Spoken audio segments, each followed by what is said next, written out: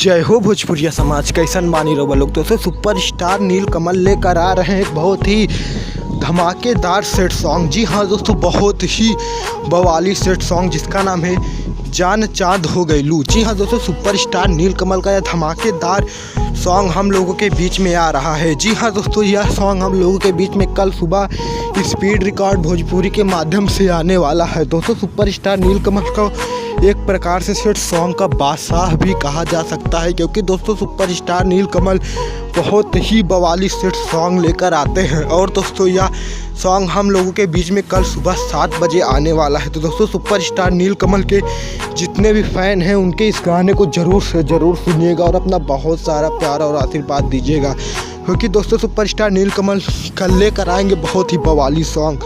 तो दोस्तों भोजपुरी से जुड़ी ऐसी न्यूज़ जानने के लिए हमारे चैनल को सब्सक्राइब करें, क्योंकि हम अपने चैनल पर ऐसी न्यूज़ सबसे पहले आपको देते हैं। मिलते हैं नेक्स्ट वीडियो में। जय हिंद, जय भारत।